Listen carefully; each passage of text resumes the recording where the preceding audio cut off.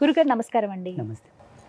చాలా సంతోషం అండి మీరు మాకు సమయాన్ని కేటాయించినందుకు. అలాగే ఎన్నో సందేహాలు కూడా ఉన్నాయి. ప్రత్యేకించి అమ్మవారి గురించి తెలుసుకోవాలని అందులోనూ ఆసక్తి ఉంటుంది నాకు. అలాగే ఇక్కడున్న వీరందరికీ కూడా ఎన్నో సందేహాలు ఉన్నాయి, అవి నివృత్తి చేస్తారని కోరుకుంటూ ముందుగా నా ప్రశ్న, మీ గురించి విన్నప్పుడండి అసలు అంటే ఇంత చిన్న వయసులో ప్రత్యేకించి ఇంత దీక్షా సంపన్నులు అవ్వడం అనేది చాలా గొప్ప విషయం. అది అమ్మవారి అనుగ్రహం మీ పైన చాలా ఉందని అర్థమవుతుంది. ఆ విశేషాలు తెలియచేస్తారా? అమ్మవారి అనుగ్రహం అసలు ఎలా సిద్ధించింది? మీ తపస్సు కానీ మీ దీక్ష విషయాలు ప్రేక్షకులకు తెలియచేయండి. అంటే భక్తికి చిన్న పెద్ద తేడా లేదు. కరెక్ట్. మనకు ఆల్రెడీ ఈ విషయం అన్ని దానిలో అవగతం ఉంది. మాది ఏంటంటే అమ్మ ఒక చిన్న లో కాస్ట్ ఫ్యామిలీ, చాలా పేద కుటుంబం. అందరిలాగా నేను కూడా రోజువారీ కూలీగా వెళ్ళేవాడిని మహారాష్ట్రలో, ముంబై. సో నా వరకు నేను పని చేస్తూ ఉండి నా 16వ ఏట నాకు ఆధ్యాత్మిక చింతన కలిగింది. ఒక గురువు గారిని చూడడం వల్ల వారి ఆదర్శం మేరకు నాకు ఈ జ్ఞానం వచ్చింది. బై బర్త్ నుంచి స్పిరిచువల్ నాలెడ్జ్ ఉండే, అంటే అది ఎరుకలోకి రావడానికి 16వ ఏట వచ్చింది. 16వ సంవత్సరం. ఎవ్రీ పర్సన్కి సమ్ సెట్టింగ్ టైం ఉంటుంది. ఆ స్పెసిఫిక్ ఆఫ్ టైంలోనే ఆయన ఆదర్శవంతుడుగా మారడం జరుగుతూ ఉంటుంది డిఫరెంట్ ఆఫ్ ప్రొఫెషన్స్లో. నేను 16వ ఏట వచ్చినప్పుడు ఒక అద్భుతమైన ఎరుక వచ్చింది నాకు. అప్పుడు నేను పోల్చుకోలేకపోయాను ఇది ఇదేనా అని. ఒక గురువు గారిని ఆశ్రయించాను. వారు చెప్పారు, నీకు కలిగిన ఈ అనుభవం దైవీ చింతన, నీ జీవితం ఇది కాదు, నువ్వు ఇలా ఉండు. అది తెలుసుకోవచ్చా అండి? మీకు అనిపించింది ఏమిటి అంటే ఒక తాపసి తన యొక్క అనుభవాలను కొన్ని ధర్మాలకు కట్టుబడి చెప్పాల్సి ఉంటుంది. అంటే ఇప్పుడు ఇలా చెప్పడం ధర్మమే, ఇది పెద్ద ఇదేం కాదు. కాకపోతే ఏంటంటే అది గుప్త యోగ మర్మాలు అనమాట. అది వారు చెప్పిన మేరకు నేను ఇట్లా ఆధ్యాత్మిక అంటే కంప్లీట్గా ఇట్లా మారడానికి అవకాశం వచ్చింది. అలా గురువు గారిని వారిని ఎలా కలిశారు మీరు? నేను పనిచేస్తూ ఉన్నాను జనరల్గా.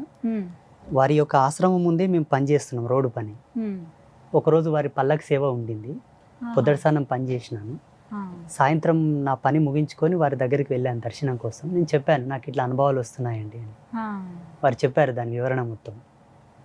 మా అమ్మ నాయన కూడా చెప్పారు, ఈ అబ్బాయితో మీరు పని చేయించకండి, ఈయన ఉండాల్సిన వే వేరు, ఈయన ఉండాల్సిన రూటు వేరు, ఈయనకు వస్తున్న దర్శనాలు సామాన్యులకు వచ్చేవి కావు, ఇది చాలా గొప్ప మహితాత్మమైనది. సో ఈయనతో మీరు పని చేయించుకుంటూ ఉంటే కూడా మీకు కొంచెం అరిష్టమే. ఆయన ఇంకో విధంగా చెప్పాడు, ఒక గోవును గడెం కొడితే ఎంత పాపమో ఈ అబ్బాయితో పని చేస్తే అంత పాపం, ఆయనను వదిలిపెట్టండి లోక కళ్యాణం కోసం అని చెప్పాడు.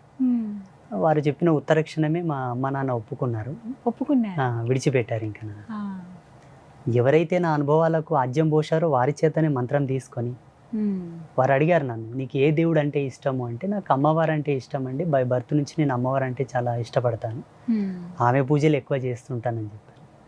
దేవీ నవారణ మంత్రం ఇచ్చారు, శక్తిపాతం చేశారు, అనుష్ఠాన పద్ధతి చెప్పారు, దీన్ని ఎలా వాడుకుంటే నువ్వు అంత గొప్పోడవు అవుతావని చెప్పారు వారు. వారు చెప్పిన జ్ఞానం ప్రకారంగానే ఇంతవరకు ఇవన్నీ కూడా 16వ ఏట. ఆ తర్వాత అంటే పూర్తిగా దీక్ష తీసుకోవాలని, అలాగే తపస్సును ఆచరించాలని ఎందుకు అనిపించింది మీకు? ఎప్పుడు ఒక అతీతమైన ఆలోచన వచ్చింది నాకు అప్పుడు. అంటే ఈ మానవ సమాజంలో ప్రతి ఒక్కరు ఉండాల్సిన ఈ జీవితానికి నేనెందుకు ఇలాగే ఉండాలి, ఈ జీవితంలాగే నేనెందుకు ఇలా ఉండాలి, అదొక వైరాగ్యంగా మారిపోయింది అప్పుడు నాకు. నేను అంటుంటే వారి దగ్గరికి వెళ్ళి, మా గురువు గారి దగ్గరికి వెళ్ళి, నాకెందుకో ఈ సంసారం మీద విరక్తి వస్తుందండి, తినబుద్ధి అంటే అన్నం కూడా తినబుద్ధి అవ్వట్లేదు, నీళ్లు తాగబుద్ధి అవ్వట్లేదు, వ్యావహారికంగా ఉండాల్సిన లక్షణాలు ఒక్కటి కూడా లేవు నా లోపల. ప్రతి ఆదివారం సెలవు ఇచ్చేవాళ్ళు మాకు ముంబైలో. అందరు సినిమాలకు పోదాందా అంటే నాకేమో బుక్కులు చదవడానికి ఇష్టం ఉంటుంది, అమ్మవారి బొమ్మలు వేయడం, అలాగే ధ్యానంలో కూర్చోవడం, పూజలు చేయడం, ఇవి ఎందుకు వస్తున్నాయి నాకు, ఎంతసేపు ఉన్నా ఇటే వస్తుంది నావే అని వారిని అడిగితే వారు చెప్పారనమాట, ఈ సంవత్సరం నీకు దైవీ చింతనతో మమైక్యమైనటువంటి యోగం సంభవించినది, నువ్వు వెళ్ళిపో అని చెప్పారు వారు నాకు. ఊరకే ఎక్కడ వెళ్ళిపోవాలండి, నాకు దిశానిర్దేశం లేదంటే ఆ మంత్రం ఇచ్చారు, అనుష్ఠాన పద్ధతి చెప్పారు, ఆ యోగ రహస్యాలు కొన్ని చెప్పారు వారు. వారు చెప్పిన జ్ఞానమే మహోధారంగా నేను స్వీకరించి ఇంతవరకు అదే అనుష్ఠానంలో కొనసాగుతూ ఉన్నారు. ఎన్ని సంవత్సరాలు అవుతుందండి?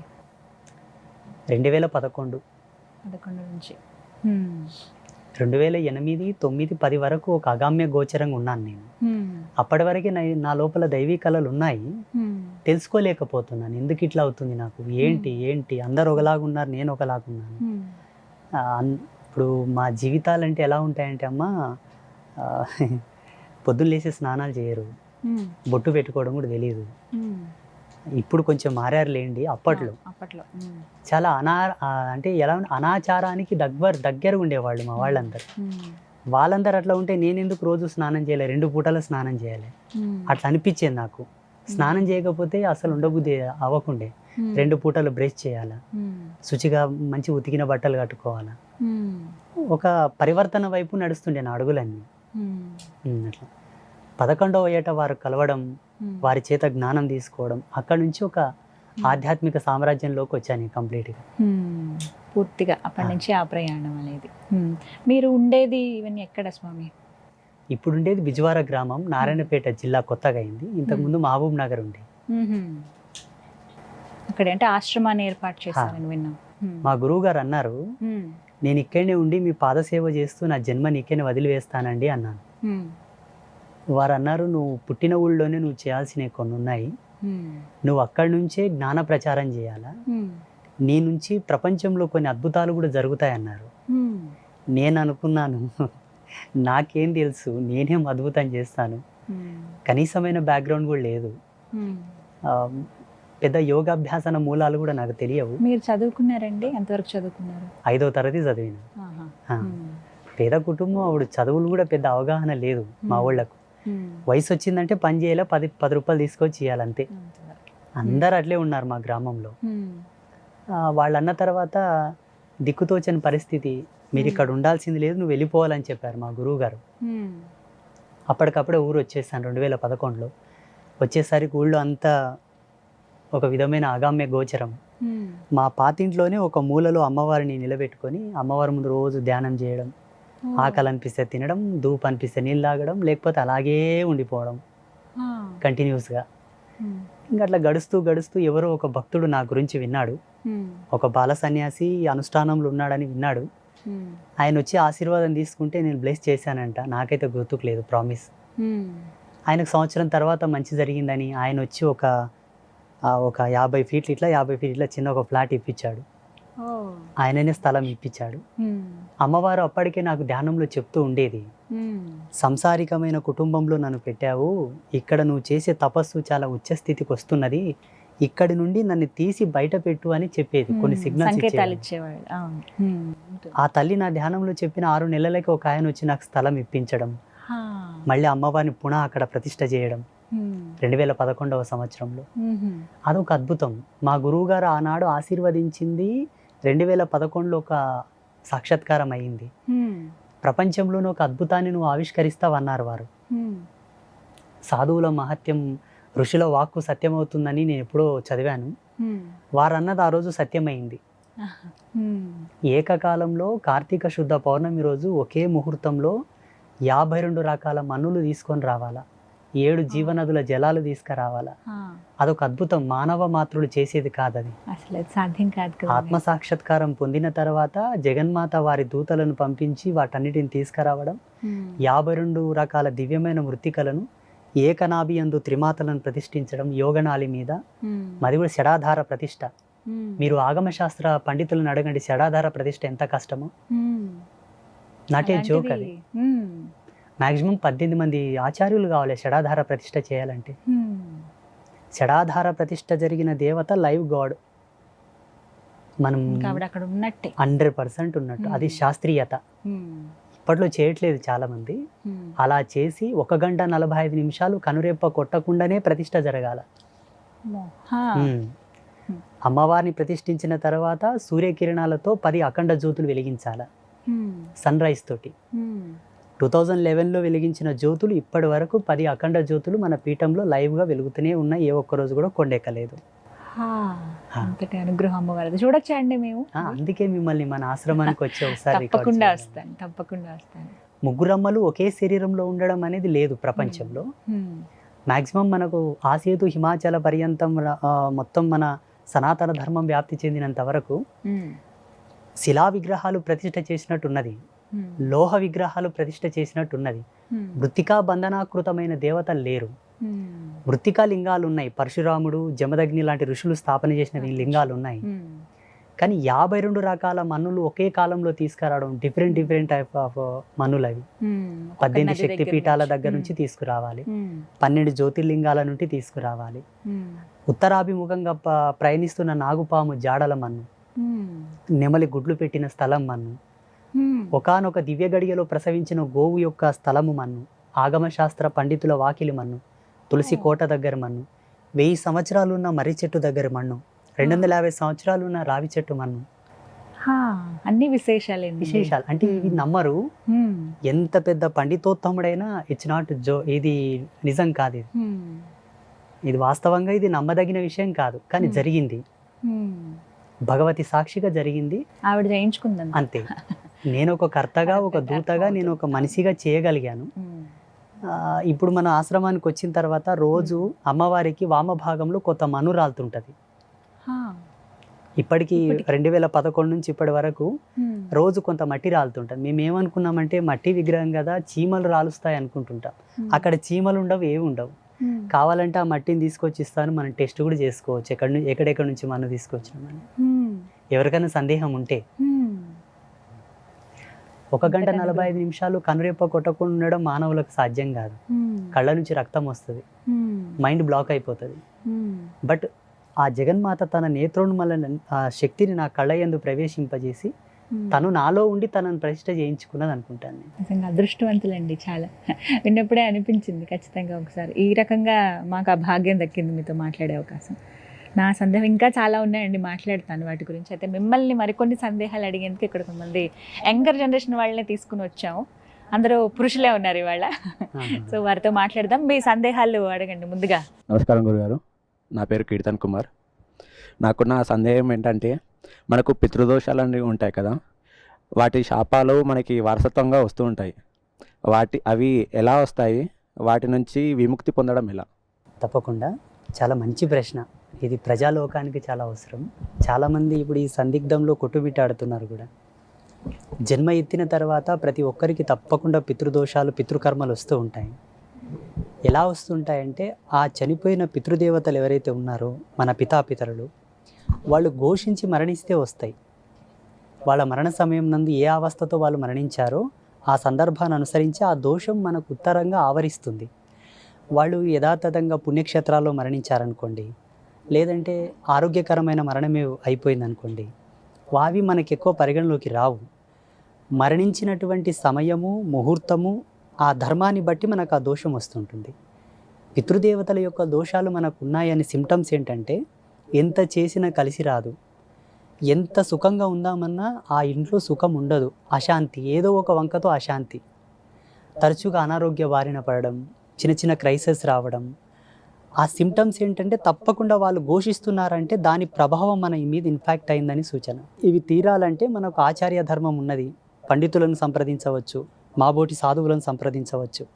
వాళ్ళు చెప్పిన రెమెడీస్ని కనుక సకాలంలో ఫాలో అవ్వగలిగితే తక్షణమే వాళ్ళు శాంతిస్తారు, మనకు శాంతి కలుగుతుంది.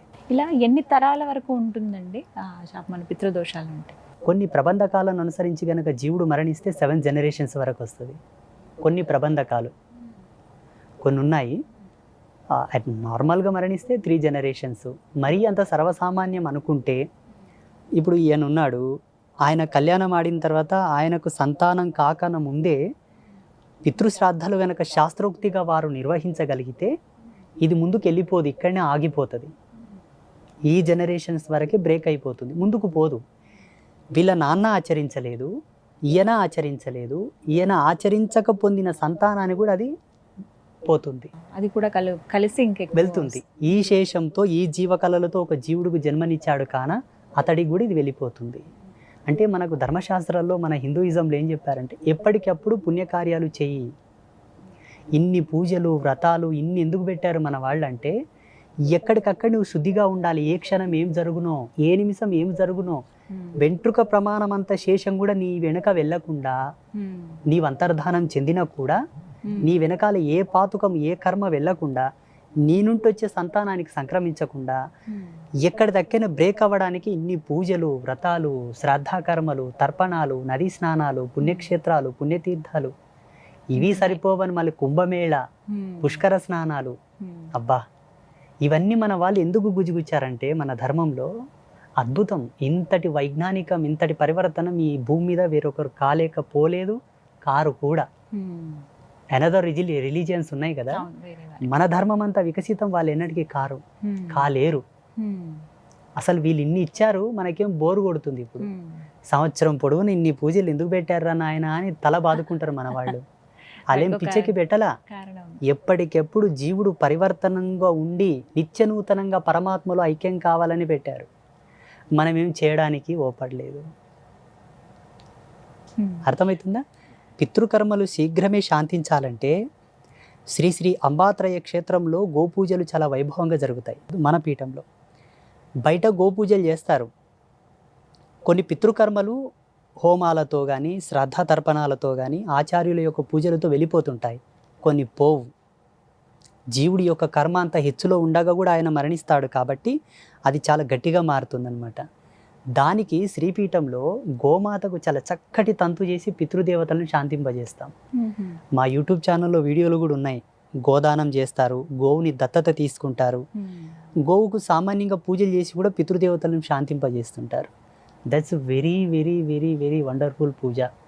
అది నా ధ్యానంతో, నా తపస్సుతో నేనే శోధించాను. బయట ఎక్కడ ఆ పూజలు చేయాలా, నేను చాలా చూస్తున్నాను, వింటున్నాను, శాస్త్రంలో కూడా రాయబడాల. మీరు మన యూట్యూబ్లో ఉంటాయి, కావాలంటే చూడొచ్చు గోపూజల గురించి. అలా చేస్తే పితృదేవతలు శీఘ్రమే శాంతిస్తారు. పితృకర్మల గురించి కూడా మాట్లాడితే కనుక కొంతమంది ఇలా కాశీ వెళ్ళినప్పుడు, ఇప్పుడు ఏదైనా కారణాల చేత మన ఇళ్ళ దగ్గర కుదరలేదనుకోండి, పుణ్యక్షేత్రాలకు వెళ్ళినప్పుడు అక్కడ వాళ్ళకి సమర్పిస్తూ ఉంటారు. అందులో భాగంగా ఏవి ముఖ్యమైనటువంటి ప్రదేశాలు, ఎక్కడెక్కడ పితృలు ఎవరైతే ఉంటారో, పితృదేవతలు ఎవరైతే ఉంటారో వాళ్ళకి ఎక్కడ సమర్పించవచ్చు అనేవి ఏమైనా ప్రత్యేకంగా ఈ స్థలాలు అంటూ ఉన్నాయా?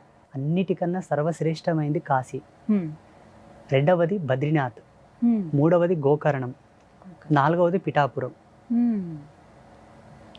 ఇవి ప్రసిద్ధమైన క్షేత్రాలు. ఐదవది గాన్గాపురం, బెస్ట్. శాస్త్రంలో ఏముంటుందంటే నదీ తటాకములు ఎక్కడ ఉన్నా అక్కడ మనం శ్రద్ధా తర్మరాలు వదలవచ్చును. నదులు కానీ సముద్రాలు కానీ చిన్న సరస్సులు ఉన్నా అక్కడ పితృతర్పణాలు వదలవచ్చు, పిండ తర్పణాదులు మనం చేయవచ్చు. ప్రమాణంగా వెల్ రిజల్ట్ రావాలంటే ఈ ప్రదేశంలో ఇప్పుడు మీరు చెప్పినటువంటి పంచక్షేత్రాలు. అన్నిటికన్నా గొప్పదంటే కాశీ. ఈ జగతిలో అతి పురాతనమైన ప్రదేశం ఏదైనా ఉన్నది అంటే ఒక కాశీ నగరం మాత్రమే. కల్పాంత సమయంలో అన్ని ప్రదేశములు మునిగిపోతాయి, అన్నీ నాశనం అవుతాయి, కాశీ వెళ్ళదు.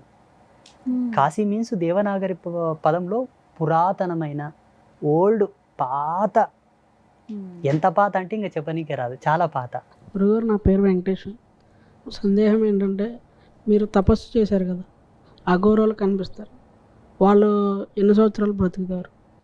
అఘోరాల వాళ్ళ సత్యనిరతిని బట్టి, వాళ్ళ తపశ్శక్తిని బట్టి, వాళ్ళు ఎంచుకున్న యోగ మార్గాన్ని బట్టి, కొందరు సుదీర్ఘమైన అన్వేషణలో, సుదీర్ఘమైన సమాధిలో ఉంటారు, వాళ్ళు 1000 years ఉంటారు. కొందరు సెట్టింగ్ చేసుకుంటారు, ఇన్ని సంవత్సరాలు ఈశ్వరుని యందు ధ్యానంలో లయించవలే, తదుపరి పరమేశ్వరులు ఐక్యం కావాలి అని చెప్పేసి. ధ్యానంలో లయమయ్యేది వేరు, భగవంతునిలో లయమయ్యేది వేరు. సమాధి స్థితిలో ఉండేవాళ్లకు వాళ్ళ యొక్క నియమిత సమయాన్ని బట్టి వాళ్ళు డిసైడ్ చేసుకుంటారు. వాళ్ళ యొక్క అనుష్ఠాన పద్ధతి వాళ్ళు. కొందరు తొందరగానే విరక్తి చెందించుకుంటారు ఉత్తర జన్మం తీసుకోవడానికి, కొందరు సుదీర్ఘంగా అలాగనే ఉండిపోతారు. ఇప్పుడు హిమాలయాస్లో కొన్ని వేల సంవత్సరాలు ఉన్నటువంటి యోగులు ఉన్నారు, లెక్కకు రాదు. నేను 2 times కుంభమేళ వెళ్ళినప్పుడు కనుక్కున్నాను.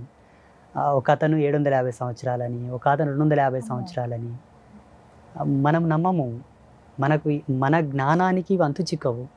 నేను రిక్వెస్ట్ ఏం చేస్తానంటే మీతోటి, ఇక్కడ ఉండే వాళ్ళతో కానీ ప్రేక్షకులకు కానీ, మానవుని జ్ఞానం దైవీ జ్ఞానంతో లింకు చేయవలదు. మానవుని అభిరుచులు వేరు, మానవుని డెవలప్మెంట్ వేరు, దైవ జ్ఞానం వేరు. దైవ జ్ఞానం మన జ్ఞానంతో పోల్చుకుంటే 1,000,000 రెట్లు పరివర్తనం చెందగలగాలి. అప్పుడు దైవ జ్ఞానానికి మన జ్ఞానానికి సంబంధం ఏర్పడుతుంది. అది ఎలా సాధ్యము అని మనం అనుకోకూడదు, అది సాధ్యమే.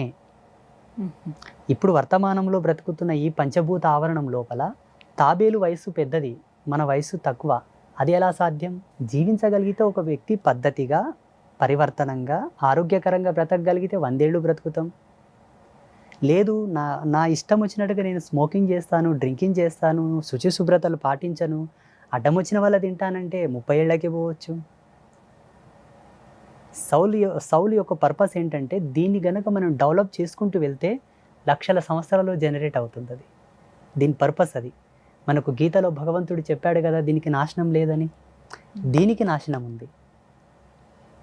దీంతో లయం చేయగలిగి మనం కనుక కనెక్ట్ చేయగలిగితే దీంతో పాటు ఇది కూడా డెవలప్ అవుతూ వెళ్తూ ఉంటుంది. అందుకే అన్ని సంవత్సరాలు జీవిస్తారండి. యోగులను 3 పద్ధతులతో పోల్చారు. 1 తేనె, హనీ. 2 నెమలి పించం. ఈ జగతిలో నెమలి పించం, తేనె నాశనం అవ్వవు. ఎన్ని సంవత్సరాలన్నా దాన్ని మీరు ప్రిజర్వ్ చేయండి, అన్ని సంవత్సరాల వరకు ఉండిపోతాయి. అందుకే శ్రీకృష్ణ పరమాత్ముడు నెమలి పించాన్ని ధరించాడు. అస్కళిత బ్రహ్మచర్యమునకు చిరంజీవి తత్వానికి ప్రతీక. ఆ భగవంతుడు దానికి సూచన కాబట్టి ఆయన ధరించాడు దాన్ని. యోగులను కూడా దానితోనే పోలుస్తారు. అది యోగ రహస్యం. మీకు అర్థం కాదు, నమ్మాలి అంతే. మనసు పెట్టి నమ్మండి చాలు. అంటే అందరికీ సాధ్యం అవుతుందా? అందరికీ సాధ్యం అంటే అది ఆ పద్ధతిలో మీరు నడవగలిగితే. ఇప్పుడు ఎద్దుకు మెడ మీద కాడి పెట్టి పనులు చేయిస్తారు, గాడిదకు వీపు మీద బరువు పెట్టి పనులు చేయించుకుంటుంటారు. దీని బలం దీనిది, దాని బలం దానిది. దాన్ని దీనిలా వాడకూడదు, దానిలా వాడకూడదు. మీరు మాలా జీవించగలిగితే ఓకే, మీరు కూడా సాధించగలరు. ఆ మార్గాలు అంటే ఏ విధంగా కొన్ని సూచించండి వారికి. దానికి దీక్షా నియమావళి ఉంటుంది, ఆచార ధర్మాలు ఉంటాయి, కొన్ని కట్టుబాట్లు ఉంటాయి. కొన్నింటిని వదులుకోవాలి, కొన్నింటికి అనుగుణంగా నడవాలి. అప్పుడు కానీ అది అలవరదు. కష్టం అంటారా? చాలా. ఈ ప్రపంచంలో ఇన్ని అద్భుతాలు జరగడానికి మూలం కష్టమే. కష్టం జరగకపోతే ఇన్ని అద్భుతాలు జరిగేవి కావు. సునాయాసంగా ఈ జగత్తులో ఏ అద్భుతం జరగల. ఒక అద్భుతం జరిగిందంటే దాని వెనకాల చాలా కష్టం ఉంటుంది. ఇది అద్భుతం అనుకుంటే దీని వెనకాల కష్టం కూడా ఉండాలి. ఈజీగా అయ్యేది ఉంటే ప్రపంచం అంతా అదే మార్గాన్ని ఎంచుకునేవాళ్ళు కదా. అది చాలా కష్టం. మనం ప్రతికుండగానే లైవ్లో గాడ్ని చూడలేము మాంసనేత్రముల ముద్దతో. ఇలా ఒక యోగిని ఆత్మసాక్షాత్కార దృష్టితో మనం చూడగలిగితే హీఈస్ ద గాడ్. చూడగలగాలి, చూసే మనసు ఉంటే చాలు. గురుగారు, నా పేరు గోపాల్. నా సందేహం ఏంటంటే ఈ రోజుల్లో కోరిన కోరికలు తీరాలంటే ఏం చేయాలి? కోరిన కోరికలు తీరాలనుకుంటే ఆ వ్యక్తి కోరికకు అనుగుణంగా కష్టపడాలి. కోరిన కోరికలు భగవంతుడు తీర్చడానికి సంసిద్ధుడై ఉన్నా ధర్మమీమాంస సూత్రాన్ని భగవంతుడు కూడా చూస్తాడు. భగవంతునికి ఎప్పుడు కూడా పక్షపాతం ఉండదు. భగవంతుడు అతీతుడు అయినప్పటికీ ఈరోజు దేవాలయానికి వెళ్ళగానే ఫలానా ప్రదేశంలో ఒక దేవుడు కోరగానే అనుగ్రహిస్తున్నాడట అని ప్రచారం అయినెంబడినే తండోపతండాలుగా జనాలు వెళ్తూ ఉంటారు. అది వాళ్ళ భక్తి, వాళ్ళ విఘ్నత. కానీ కోరిన వరాలు దేవుడు ఇస్తాడు అన్నది కొంతవరకు ఆలోచించాల్సిన విషయమే. ఎందుకంటే నువ్వు వెళ్ళి నీ యోగక్షేమాలు కోరుతావు, నువ్వంటే పడని వాడు వెళ్ళి నీ నాశనం కోరుతాడు. నీకు వరం ఇయ్యమంటివే, వాడికి వరం ఇయ్యమంటివే. భగవంతుడు అందుకే మానవుని జ్ఞానంతో మన యొక్క ఉపకారం తిన్న పేయితోటి దేవుని జ్ఞానాన్ని జత చేయవలదు. భగవంతునికి ఒక క్లారిటీ ఉన్నది. కోరిన కోరికలు తీర్చుకోవడానికి సాధ్యమైనంత వరకు 99% మనమే కష్టపడాలి. అంటే ధర్మబద్ధంగా ఉన్నటువంటి ఏ కోరికైనా దేవుడు నెరవేరుస్తాడు అనే ఒక మాట ఉంటుంది. ధర్మబద్ధంగా మనం ఎంత జీవించినప్పటికీ అందులో కూడా ఒక అధర్మం ఉండి ఉంటుంది. ఎలాగంటారా, హిరణ్యకశపుడు ధర్మవంతంగా తపస్సు చేశాడా, అధర్మవంతంగా తపస్సు చేశాడా? ఆయనకది ధర్మమే. మరి భగవంతుడు వరం ఎందుకు ఇవ్వాలి? అతగాడికే ధర్మమే, కానీ ఆ ధర్మాన్ని అనుసరించి భగవంతుడు వరం ఇచ్చినప్పటికీ ఎంతమందికి అది ఇబ్బంది కలిగించింది అవుతుంది. ఇక్కడ ధర్మ మీమాంస సూత్రం మనకు అలవరదు, అది మనకు అవసరం లేదు. భగవంతుని మనం కోరవలసినది ఏమిటి అనగా, అయ్యా నీ అనుగ్రహం ఇవ్వు చాలా అనాలి. భగవంతుని అనుగ్రహం లోపల మనకి ఎన్నో అద్భుతాలు జరుగుతాయి. మనం అనుకున్నది మనం కోరవద్దు. నా దగ్గరికి చాలామంది డాక్టర్స్ వస్తుంటారు, గురూజీ నేను ఒక పెద్ద హాస్పిటల్ కట్టాను, అది మంచిగా నడిచేటట్టుగా బ్లెస్ చేయండి అంటాడు. ఇప్పుడు వాస్తవంగా మేము మంచి తాపసులమైతే శుభం భవతు అంటాం. మా వాక్కు సత్యమై ఫలిస్తే ఆయన హాస్పిటల్ రోజుకో 1,00,000 మందితో జనరేట్ అవ్వాలి. ఆయన హాస్పిటల్ మంచిగా నడవాలంటే ఇంక అందరికీ రోగాలు రావాలి, కాళ్ళు ఇరగాలి, చేతులు ఇరగాలి, ఇంకేదో కావాలి. అశుభం జరగాలి. అర్థమవుతుందా? అందుకే కోరిన కోరికలు మనమే తీర్చుకోవాలి. భగవత్ కృప ఎక్కడికి వెళ్ళదు, భగవంతుని కృప ఉందని ఈరోజు మీరు 6 అమ్మగారు మనం కలిసి ఇక్కడ కూర్చున్నాం. నిన్ననే మనం ఎవరిలో ఒకరం ఇదైపోయింటే అయిపోయేదిగా. ఈశ్వర ప్రసన్నత ఉంది కాబట్టి ఇక్కడ కలిసాం మనం అందరం. నేనేమంటాను, చాలామంది భక్తులకు ఒకటే చెప్తున్నాను, పొద్దున లేచి పొద్దుముఖం చూస్తున్నామంటే అది గాడ్ గిఫ్ట్.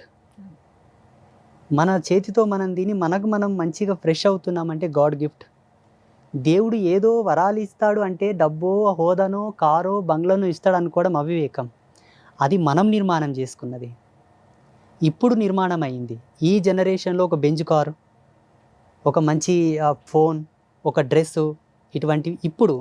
కానీ భూమి పుట్టినప్పటి నుంచే దేవుని పూజలు ఉన్నాయి.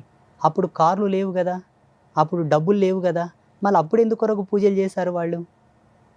ఋషుల కాలంలో కూడా పూజలు చేశారు కదా, వాళ్ళు ఎందుకు పూజలు చేశారు? ఇప్పుడు సోకాళ్ళు మన అవసరాలు ఎప్పుడు ఉన్నాయి, అప్పుడు ఎందుకు పూజలు చేశారంటే మానవుడికి భక్తి ఎంతో అవసరం. ఈ జన్మకు పరిపూర్ణతను ప్రసాదించేదే పూజ. శరీరానికి అలంకారాలు ఉన్నాయి, శరీరానికి పరివర్తనములు ఉన్నాయి. మంచి మేకప్ చేసుకోవచ్చు, ఇష్టం వచ్చినట్ల గడ్డం గీసుకోవచ్చు, హెయిర్ స్టైల్ చేసుకోవచ్చు, ఇష్టం వచ్చినట్ల అలంకారం చేసుకోవచ్చు. ఆత్మకు పరివర్తనం లేదు కదా. ఆత్మకు పరివర్తన చెందసే పూజ. టోటల్లీ సౌల్ పర్పస్ అనమాట పూజాస్ అని కూడా. ఇవి చేసే కోణంలో మన అవసరాలు కూడా తీరుతూ ఉంటాయి. దేవుళ్ళు అనుగ్రహిస్తారు, మన కష్టాలు తీరుస్తారు, మన కోరుకునేవి కూడా దక్కుతాయి. బట్ ఏంటంటే over expectation is not a right. అధిక మోతాదులో దాన్నే ఫోకస్ చేస్తూ పూజలు చేయడం వలన సైడ్ ఎఫెక్ట్ వస్తుంది, రియాక్ట్ అవుతుంది. ఇంకా అర్థమవుతుందా? సాధ్యమైనంత వరకు ప్రతి ఒక్కరూ కళలు కనండి, కళలను సాకారం చేసుకోవడానికి కష్టపడండి, భగవంతుని కూడా నమస్కారం చేయండి. దేవుడికే వదిలేసి అయ్యో తీర్చలేదని మళ్ళీ ఆ దేవుని నిందించడం ధర్మం కాదు. అలా చాలా వరకు చూస్తూ ఉంటాం. ఉన్నాయి. ఇప్పుడున్నటువంటి భక్తి ప్రపంచంలో, ఇప్పుడున్నటువంటి భవసాగరంలో ఇది ఒక పెద్ద తలకాయ నొప్పిగా మారిపోయినది. పెద్ద పెద్ద దేవుళ్ళని నిందించడం మొదలు పెడుతున్నారు ఇప్పుడు. మొన్న ఒక అతడు తిరుమలకు వెళ్ళి వచ్చాడంట, మన పీఠానికి వచ్చాడు. నేను కాలినడకగా వెళ్ళొచ్చాను గురూజీ, మరి నాకు బిజినెస్ డెవలప్ అవ్వట్లేదు, ఏంటి అసలు ప్రాబ్లం ఏంటి? ఆ స్వామివారిలో ప్రాబ్లమా, నా లోపల ప్రాబ్లమా అని అడుగుతున్నాను. అమ్మో. అంటే మనిషి యొక్క ఆలోచన ఎంత నెగిటివ్గా మారిపోతుంది అన్నది కూడా మనం ఆలోచన చేసుకోవాలి. ఇలా మారడానికి కారణం మాబోటి సాధువులు, ప్రవచనకర్తలు, మాబోటి గురువులు, సిద్ధాంతులు, పండితులు. వీళ్ళు వాళ్ళని అట్లా మోటివేట్ చేస్తున్నారు, వాళ్ళు అలా అట్రాక్ట్ అయిపోతున్నారు గాడ్తో.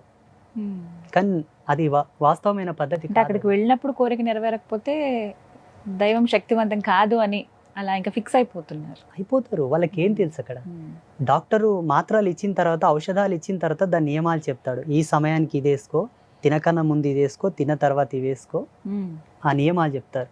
భగవంతుని క్షేత్రానికి వెళ్ళిన తర్వాత ఆయన ఎలా దర్శించుకోవాలి, దర్శించుకున్న తర్వాత వరం ఎలా వస్తుందన్నదాన్ని కూడా మనకు సంసిద్ధమైనటువంటి వివరణలు ఉన్నాయి శాస్త్రంలో. అది కొంత చెప్పి ఇది చెప్పగలగాలి మాలాంటి. మాత్రం వెళ్ళి తిరిగి క్షేమంగా వచ్చాం, అదే ఆయన అనుగ్రహమేమో. ఎగ్జాక్ట్లీ, అలా అనుకోవాలి. 100%. ఈ జన్మ అమూల్యమైనది తల్లి. ఈ జన్మకు మనం ఏ వేళ కట్టలేము.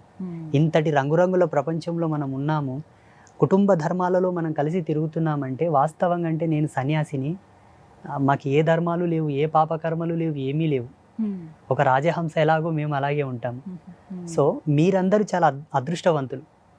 అన్న, చెల్లెలు, అక్క, తమ్ముడు, తల్లి, కొడుకు, తండ్రి, ఈ భవబంధాలతో కలిసి తిరిగే వాళ్ళందరూ ధన్యులు అని చెప్తాను నా అనుభవం ప్రకారంగా. అది చాలు దేవుడు మనకిచ్చాడు. ఈ జన్మలో చాలా మందికి అన్నోళ్ళు లేరు, చెల్లెలు లేరు, అక్కలు లేరు, కన్నంక తల్లిదండ్రుల ముఖం కూడా చూసిన వాళ్ళు లేరు ఈ కాలంలో. ఏక్ నిరంజన్ సినిమా చూడండి, ప్రభాస్కి ఉన్నారు అమ్మా నాన్న. కొన్ని లక్షల జీవితాలు ఉన్నాయి. అట్లా మనకు కొన్ని ఉన్నాయంటే అది మా అదృష్టంగా భావించాలి. నేను ఇప్పుడు ఒక కార్లో వచ్చాను, దాని వాల్యూ 30 లక్షలు. ఇప్పుడు వచ్చిన కారు. నాకన్నా సీనియర్ స్వామీజీస్ ఉన్నారు ముసలోళ్ళు, వాళ్ళు బస్సులలో తిరుగుతుంటారు ఎక్కడైనా సభలు చేయాలంటే. తోపులాటలో, ట్రైన్లలో, ఆ ట్రాఫిక్లో. జగన్మాత నా యందు ఆ తల్లి అనుగ్రహింపబడి నాకు ఒక కారు ఎవరో ఒక భక్తుడు ఇప్పించాడు. నేనేం కొనలా, ట్రస్ట్కి ఇచ్చారు వాళ్ళు. దాని మీద నేను హ్యాపీగా తిరుగుతున్నానంటే నా అదృష్టం అని భావిస్తాను నేను. గురువుగారు నమస్తే, నా పేరు సూర్య. నాదొక సందేశం. మనకు అమ్మవారి అనుగ్రహం కలగాలంటే ఇంట్లో ఏ విధంగా పూజలు చేయాలి? అమ్మవారి అనుగ్రహం అందరిపైన ఉన్నది, సమస్త దేవతలపైన. ఈ భూమండలం కన్నా మించిన శక్తివంతమైన లోకాలు చాలా ఉన్నాయి, భూమిని పోలిన భూములు కూడా చాలా ఉన్నాయి. అనంతకోటి బ్రహ్మాండాలలో అమ్మవారి యొక్క అనుగ్రహం ఉన్నది కాబట్టే ఇది సువిశాలంగా జనరేట్ అవుతుంది, డెవలప్ అవుతుంది ఇప్పటికీ కూడా. అది జగన్మాత యొక్క కృప. అమ్మ అనుగ్రహం ప్రత్యేకంగా మన పైన ఉండాలని కోరడం కూడా ధర్మం కాదు, ఆల్రెడీ ఉన్నది. మనం ఇంకా ప్రత్యేకమైన దృష్టిలో ఆ తల్లి అనుగ్రహం మనం కోరాలనుకుంటే చక్కగా అమ్మవారి ఫోటో పెట్టుకొని రోజు దీపం పెట్టి 2 అగరవత్తులు వెలిగించి పువ్వో పత్రో నివేదన చేసి జగన్మాతను నమస్కారం చేసుకొని మన పని మనం చేసుకోవాలి. ప్రత్యేకమైన అనుష్ఠాన పద్ధతిలో, ఉపాసన పద్ధతితో, సాధన పద్ధతితో నువ్వు ఏదైనా వరాలు కోవాలనుకుంటే దానికి గురుముఖతంగా నువ్వు ఏదైనా మంత్రం తీసుకొని దాని పద్ధతులతో నువ్వు ఉపాసన చేస్తే అమ్మవారు అనుగ్రహిస్తుంది, వరాలు ఇస్తుంది. అమ్మవారికి ఇష్టమైన పద్ధతి ఒకటే. స్త్రీ అయినా పురుషుడైనా అమ్మతనంతో ఆడిన వారికి అమ్మ అనుగ్రహం ఇవ్వదు. అమ్మతనాన్ని, మాతృత్వాన్ని గౌరవించే పురుషుడికి తొందరగా వశమవుతుంది. మాతృత్వాన్ని గౌరవ భావంతో నడిపించిన మహిళకు తొందరగా ఆమె ప్రసన్నమవుతుంది, ఆవాహనం అవుతుంది, పలుకుతుంది, మాట్లాడుతుంది. అమ్మతనాన్ని దుర్వినియోగపరుచుకున్న స్త్రీకి ఆమె వశమవ్వదు, అనుగ్రహించదు, ఇంకా అష్ట కష్టాల పాలు చేస్తుంది. పురుషుడైనను మాతృత్వాన్ని దుర్దృష్టితో కనుక చూస్తే ఆయనను అనుగ్రహించక ఇంకా శిక్షల పాలు చేస్తుంది, ఆయనకు చాలా కఠినమైన శిక్షలు విధిస్తుంది. అదొక్కటి మన నియమం పెట్టుకుంటే చాలు. మద్యమాంసాదులు సేవించే కోణం లోపల కొంతమందికి వంశాచారం ఉంటుంది, కులాచారం ఉంటుంది, పెద్దల పద్ధతులు ఉంటాయి. అలా వ్యక్తిగతమైన విషయం, అది మేము చెప్పాల్సిన అవసరం లేదు. సాధుత్వ ధర్మం ప్రకారంగా, సత్య సనాతన ధర్మం ప్రకారంగా, వేదాంత ధర్మం ప్రకారంగా మాంసభక్షణ నిషిద్ధం. అది ఎన్నటికైనా పాపమే. మద్యపాన సేవనం కూడా ఎన్నటికైనా పాపమే. మా ధర్మం ఏంటంటే తినకండి, తాగకండి అని చెప్తాము. తింటారా తాగరా వాళ్ళ వ్యక్తిగతమైన విషయం అది. అమ్మవారికి ఆ రెండు కూడా నచ్చవు. మద్యం సేవించిన, మాంసభక్షణ చేసిన, కులధర్మ పత్నిని కాదని అన్య స్త్రీలతో సంగమించినా కూడా అమ్మకు ఇష్టం ఉండదు. నీవెన్ని తపస్సులు చేసినా నాశనం కాక తప్పదు, అనుగ్రహం రాదు.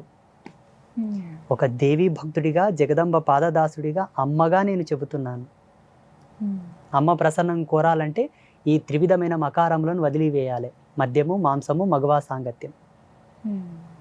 నువ్వు ఫోటో లేకున్నా దీపం లోపలికి కూడా అమ్మవారిని ఆవాహన చేసుకొని మాట్లాడవచ్చు, ఈ నియమాలు ఉంటే. ఈ విధంగా తాంత్రికంగా అయినా, వైదికంగా అయినా, అవైదికంగానైనా, ఏ పద్ధతిలోనైనా సరే మనకు ఎన్నో మార్గాలు ఉన్నాయి. మన హిందూ ధర్మం లోపల వైదికంగా, అవైదికంగా, తాంత్రికంగా చాలా మార్గాలు ఉన్నాయి. ఏ మార్గంలోనైనా అమ్మ ఇష్టపడేది ఈ మూడింటిని.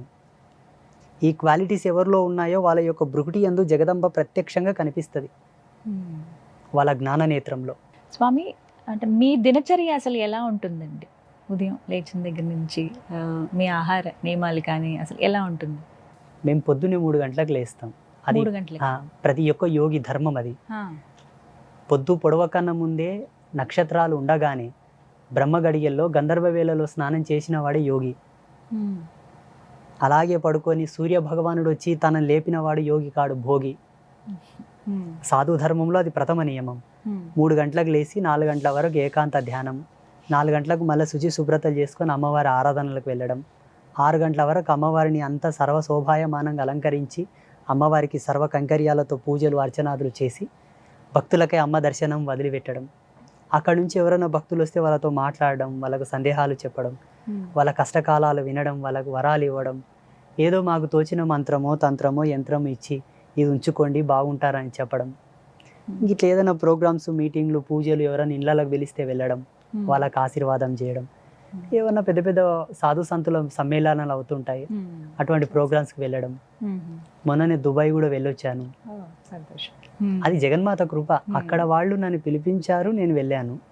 అట్లా ఈ విధంగా ఉంటుంది. మా ఆహార విహారాలు ఎలా ఉంటాయంటే ప్రతి యోగికిను, ప్రతి సన్యాసికిను 3 ప్రధానమైన నియమాలు ఉంటాయి. ఏకభుక్తం, ఏకవస్త్రధారణం, ఏకశయన గతి. కంచం పొత్తు, మంచం పొత్తు ఉండకూడదు మాకు. అంతా ఒకటే. ఆహారం అంటే ఏం తీసుకు? ఏకభుక్తం, సాత్విక ఆహారమే, స్వల్ప ఆహారం అంత కొంత. ఓ కుంభాలు తినడం అంటే అది భోగత్వం అవుతుంది.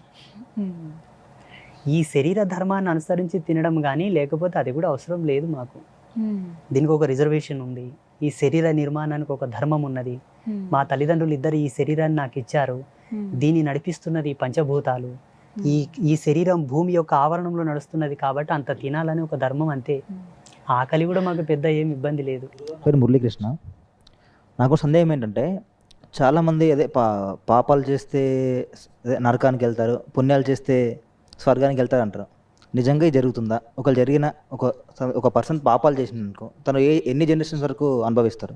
ఇంతకుముందు మనం చెప్పుకున్నట్లనే పాపం యొక్క తీవ్రత బట్టి పీరియడ్ టైం పెరుగుతూ ఉంటుంది.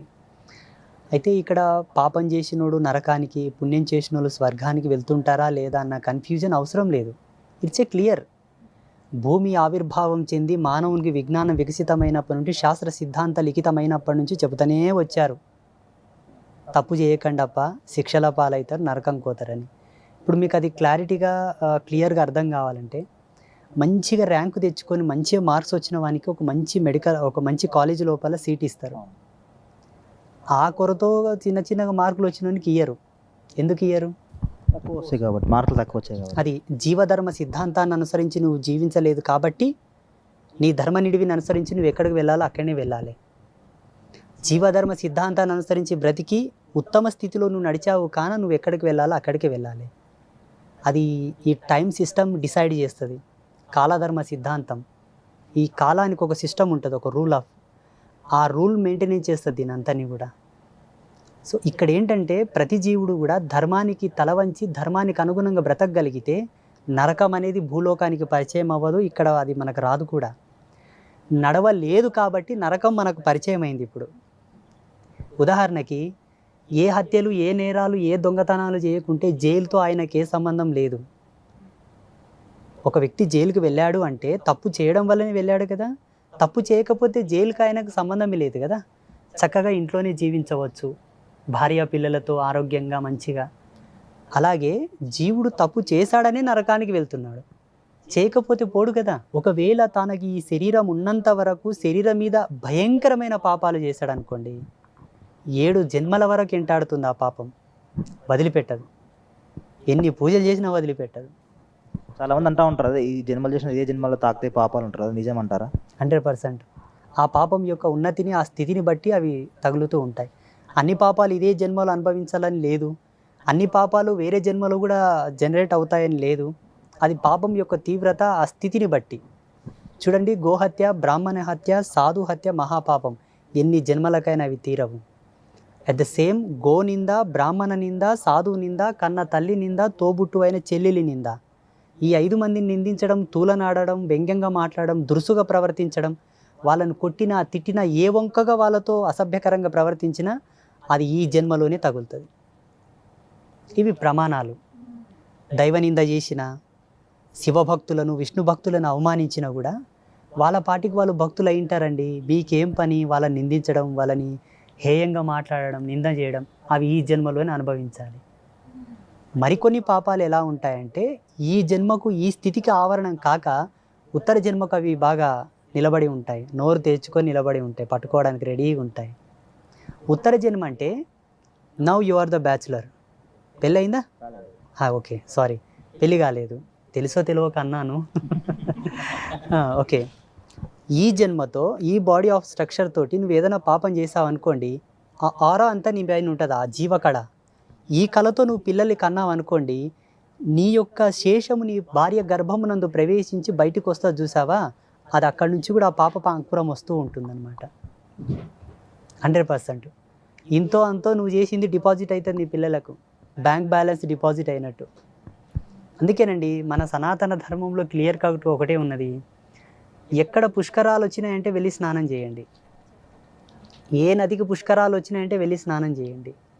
ఎక్కడ ఒక మహాయాగం జరుగుతుందంటే వెళ్ళి దర్శనం చేసుకోండి. ఎక్కడ సమీపంలో పుణ్యక్షేత్రం ఉందంటే వెళ్ళి దర్శనం చేసుకోండి. ఒక పుణ్యతీర్థంపు ప్రవహిస్తున్నది అంటే వెళ్ళి స్నానం చేయండి. ఇవన్నీ కూడా జన్మ ఉత్థాన పదమునకు సోపాన మార్గాలు. ఋషులు ఎంత కష్టపడి ఎంత దర్శనాలు తీసుకొని మన కోసం పెట్టారో అన్నీ చేసి పెట్టారు, కానీ అనుభవించడానికే మనకు చేతనవట్ల.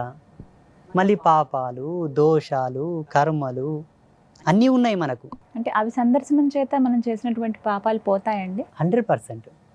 ఇప్పుడు ఒక వస్తువును రోడ్డు మీద పాడేస్తే దుమ్ము ధూళి ఆవరిస్తుంది, దాన్ని కిచెన్లోకి తెచ్చి కడిగితే పోదంటారా? పోతుంది కదా. ప్రాణం లేని వస్తువే శుద్ధి అయ్యేటప్పుడు ఇన్ని జీవకళలతో నిర్మాణమైన ఈ దేహము, అందున్న భగవంతుడు, అతని కేంద్రకంగా నడిచే ఉచ్ఛ్వాస నిశ్వాసలు, ఇంతటి కుండలిని ప్రాయోపవేశము ఎలా శుద్ధి కాదు చెప్పండి? అవుతుందా కదా? 100%. మనం చేసుకోవట్లా, అనుభవించడంలా. ఎన్ని ఇచ్చారు మనకు వేద విజ్ఞానం లోపల భారతీయ ఋషులు. అబ్బా, ఈ ఈ ఈ సృష్టి అంతా ఇట్లే అంతమై మళ్ళా పునరుత్థానమైన కూడా ఇంతటి అద్భుతాలు జరుగుతాయో జరగవో. స్వామి, చాలా అంటే ఒక్కొక్కసారి ఆ దేవతల అనుగ్రహం అనేది ఎన్నో రకాలుగా అనుకుంటుంది. మీకు కలిగినటువంటి నిదర్శనాలు మాకేమైనా కొన్ని వివరిస్తారా? ఏ విధంగా అమ్మవారు మీతో పలికారు? యోగి యొక్క తన దర్శనాలను, తన యొక్క అనుభవాలను మీరు ఇంతవరకు వేరే గురువుల యొక్క అనుభవాలు విని ఉంటారు. అట్ ద సేమ్ అలాగే నన్ను అడుగుతున్నారు. ఇవి గుప్త రహస్యాలు.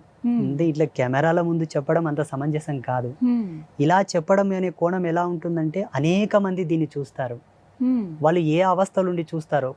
కొంతమంది టాయిలెట్లో ఉండి కూడా యూట్యూబ్ చూసేవాళ్ళు ఉంటారు. వాళ్ళకి ఎటు ఏం చూడాలో కూడా తెలియదు కదా. అయ్యో స్వామీజీ ఏదో చెప్తున్నాడో క్లిక్ చేసి అక్కడ వింటునే వాళ్ళు ఉంటారు. కొందరు పడక గదిలో వినేవాళ్ళు ఉంటారు. ఆయన ఏ స్థితిలో ఉన్నాడో ఆయనకు సంబంధం లేదు. ఏదో బోర్ కొట్టియో పని లేకనో వింటూ ఉంటాడు. మీరు అడిగిన ప్రశ్న, ఇది అనితర సాధ్యమైనటువంటి యోగ మర్మం. ఇది చాలా మార్మికమైనది. అమ్మవారు నాకు ఇచ్చినటువంటి దర్శనం అనుకోండి, నాకు వచ్చిన అనుభవాలు అనుకోండి. ఇలా కాకుండా దాన్ని తెలుసుకోవాలని ఉత్సుకు ఎవరికైనా ఉంటే ఒక పద్ధతిగా అట్లా అడిగితే చెప్పవచ్చు. మాకేముంటుందామంటే, మా సాధు ధర్మం లోపల తన అనుభవాలను యోగ్యుడైన శిష్యుడికే ధారబోయాలని ఉన్నది. తన యొక్క అనుష్ఠాన సంబంధితమైనటువంటి వ్యక్తికి కానీ, తన యొక్క మత పరంపరకు సంబంధించిన వ్యక్తి కానీ, తన యొక్క పీఠ పరంపరకు సంబంధించిన వ్యక్తి కానీ, తన చేత శిష్యరికం పొందిన వాడికి కానీ ధారబోయాలి తన అనుభవాలు. అయోగ్యంగా దేన్ని గనక ఇస్తే ఆ పాపం మాకు తగులుతుందని మా నియమం. ఏమనుకోకండి. అయ్యో పర్వాలేదండి, నొప్పిస్తే క్షమించండి. అమ్మవారు జగన్మాత నా యందు ప్రత్యక్షమైనదా కాదా అని మీకు అనుమానం మొత్తం సంపూర్ణం కావాలనుకుంటే, నివృత్తి కావాలనుకుంటే, అంబాత్రయ క్షేత్రం అనే పేరు ఈ జగతిలో ఎక్కడ లేదు. అంబాత్రయ క్షేత్రం అనేది శాస్త్రీయమైనదా అశాస్త్రీయమైనదా మీరు సిద్ధాంతులను అడగండి, ఎవరినన్నా సాంఖ్యశాస్త్ర నిపుణులను అడగండి, జ్యోతిషులను అడగండి. వేద విజ్ఞానం తెలిసిన వాళ్ళు అంబాత్రయ క్షేత్రం మీద ఎంత గొప్ప నిర్వచనం ఇస్తారో. ఆ పేరుని ఏ గ్రంథంలో కానీ ఏ గ్రాంధికంలో కానీ మేము చూడలేదు. ఆ జగన్మాతను అడిగితే, ఈ రోజు అడిగాం, మరుసటి రోజు అమ్మ ముందు ఆ పేరు వచ్చింది. ఆ పేరు లిఖితం చేసి ప్రాణప్రతిష్ఠ చేసి పట్టాభిషేకం చేశాం. ఆ క్షేత్రంలో పేరు కానీ, అక్కడ స్థాపితమైన అమ్మవార్లు కానీ, అక్కడ ఒక రుద్రశూలం ఉంటుందమ్మా, చాలా అద్భుతం అది. ఆ రుద్రశూలం కానీ, 7 జీవనదుల జలాలతో ప్రాణప్రతిష్ఠ చేయబడ్డ కోనేరు, కూర్మాకారపు కోనేరు, మన పీఠంలో గోమాత కళ్యాణం చేస్తాం ప్రతి సంవత్సరం. అదొక అద్భుతం. అంబాత్రయ క్షేత్రంలో ప్రతిదీ అద్భుతమే. అక్కడ 3 అమ్మలు 3 కలర్లతో ఉంటారు, black, yellow, red. Mahakali, Mahalakshmi, Mahasaraswati. ఈ 3 అమ్మల్లాగానే అక్కడ ఒక కుక్క ప్రసవించిన 3 కలర్లతో పుడతాయి, ఒక గోవు ప్రసవించిన 3 కలర్లతో పుడతాయి, ఒక పిల్లి ప్రసవించిన 3 కలర్లతో పుడతాయి. జగన్మాత నేను ఇక్కడ ప్రత్యక్షంగా ఉన్నానని ఆ జీవరాశుల మీద ఆవరణమై చూపిస్తూ ఉన్నది. అది మాకు ప్రత్యక్షమైనటువంటి దర్శనం. చాలా సంతోషం. మీరు ఈ మాట చెప్తున్న కొద్దీ ఇంకా చూడాలి, ఒకసారి రావాలి సత్యానికి అనిపిస్తూ ఉంది. ఖచ్చితంగా వస్తాం, వచ్చి ప్రేక్షకులు కూడా తెలియచేయాలి, చాలా మందికి తెలియాలి కూడా. చాలా సంతోషం. మిమ్మల్ని నొప్పిస్తే క్షమించండి. ఆ ప్రశ్న అయ్యో అట్లేం లేదమ్మా, చెప్పొచ్చు. అమ్మ ఆత్మదర్శనం ఎలా కలిగిందంటే, 1 సంవత్సరం పాటు నేను నిరాహార యోగంలో ఉన్నాను. అది ఎలా ఉన్నాను ఇప్పుడు ఊహించుకుంటే సంవత్సరం దడబుట్టేస్తుంది ఇప్పుడు ఊహించుకుంటే. మీరు ఇప్పుడు కొన్ని నీళ్ళు ఇచ్చారు, తాగాను. అంతకుముందు 1 కప్పు టీ తాగాను. అప్పుడు ఎలా ఉన్నాను అంటే, అదొక విధమైనటువంటి కసిలేండి. ఇప్పుడు ఒక అమ్మాయి మీద వ్యామోహితుడై ఒక అమ్మాయి పిచ్చిలో ఉన్నవాడు ఏమిచ్చినా పట్టించుకోడు. సైకలాజికల్గా ఆయన అమ్మాయి మీద డిపెండ్ అయి ఉంటాడు కాబట్టి, ప్రేమ ఏమిచ్చినా పట్టించుకోడు, ఎవరు ఏం మాట్లాడినా పట్టించుకోడు, తినడు, తాగడు, అలా ఏకాంతంగా ఉండడానికి ప్రయత్నం చేస్తుంటాడు. ఆయన ఒక అమ్మాయి మీద సమ్మోహితుడైనట్లే నేను అమ్మవారి మీద సమ్మోహితుడనయ్యాను. ఆ తల్లి మీద టోటల్ నా బాడీ, నా ఎనర్జీ, నా యొక్క థింకింగ్ అంతా కూడా ఆమె మీద విడిచిపెట్టాను కాబట్టి ఆ మత్తులో ఉండగలిగానేమో. అప్పుడు ఇప్పటికీ ఉంటాను, పెద్ద విషయం కాదు. వ్యావహారికంగా ఉన్నాను కాబట్టి ఇప్పుడున్న ధర్మాన్ని అనుసరించి ఏదో అంత తీసుకుంటాను. ఉండాల్సి ఉంటుంది. అలా ఉన్నప్పుడు సరిగ్గా సంవత్సరానికి 365 రోజుల తర్వాత ఏ ముహూర్తానికైతే ధ్యానంలో ఉన్నానో సరిగ్గా అదే ముహూర్తానికి ఒక అద్భుతమైన తేజస్సు నేను చూశాను. అదృష్టవంతులు. ఆ తేజస్సుతో నేను సంభాషించిన సంభాషణలు లోక కళ్యాణ కారకములు. నేనేం చేయాలో నాకు అవగతమైనది, నేను ఎలా ఉండాలో నాకు అవగతమైనది. ఆ వాక్కును అనుసరించి ఇప్పటి వరకు ఉన్నాను. నన్ను చాలా మంది అడుగుతారు, నువ్వు చీర కట్టుకున్నావని. ఇది చీర కాదు, ఏకవస్త్రం, కుట్టని బట్ట, మడిపంచనే. జగన్మాత యొక్క దీక్ష నియమావళిని అనుసరించి కుంకుమ కలర్ పంచె కట్టాలి కాబట్టి అరుణకాంతి, అరుణవర్ణం, ఎర్రవర్ణం. నా అలంకారము, నా శిఖాబంధనము అంతా కూడా అమ్మ యొక్క ప్రసాదితం, అమ్మ యొక్క వాణి. అమ్మ చెప్పినట్టుగానే మీరున్నారు. అమ్మ చెప్పకపోయినా నాకు అనుభవాలు వచ్చినాయంటే కూడా భగవత్ ప్రసాదితమే కదా. అవును. ఒక వ్యక్తికి ఒక ఆలోచన వచ్చిందంటే జ్ఞానం ఎందే ఉత్పన్నం అవ్వాలి. దీనికి కేంద్రకం మహాసరస్వతి. ఆమె అనుగ్రహం ఉంటే తప్ప ఇది పనిచేయదు. మెంటల్గా మనం డిస్టర్బ్ అవుతున్నామంటే ఆ సరస్వతి యొక్క అనుగ్రహం తగ్గినట్టు లెక్క. సైకలాజికల్గా ఆయన పిచ్చి పిచ్చి చేష్టలు చేస్తున్నాడు అంటే తప్పకుండా సరస్వతి శక్తిపాతం చేసి ఆయన మంచిగా అవుతాడు. శక్తిగా లేడు, దృఢంగా లేడు, అంగవైకల్యంతో ఉన్నాడంటే మహాకాళి శక్తిపాతం చేయాలి. ధన సంపత్తులతో ఆయన కొంచెం ఇబ్బంది పడుతున్నాడంటే లక్ష్మీ శక్తిపాతం చేయాలి. ఈ మూడు సమృద్ధిగా మనకు అంబాత్రయ క్షేత్రంలో దొరుకుతాయి. గురుగారు నమస్కారం, నా పేరు లక్ష్మీనారాయణ. నా చిన్నప్పటి నుంచి ఒక సందేహం ఉంది. ఆత్మ అంటే ఏంటి? ఆత్మలు ఎవరికి కనబడతాయి? ఆత్మలు అసలు ఉన్నాయా? ఆత్మ లేకపోతే మీరు నన్ను క్వశ్చన్ అడిగారు కదా, ఆత్మలు కనిపిస్తాయా లేదా అని. నువ్వు కనబడుతున్నావు అంటే ఆత్మ కనబడుతున్నట్లే. ఎవరికి కనబడతాయని?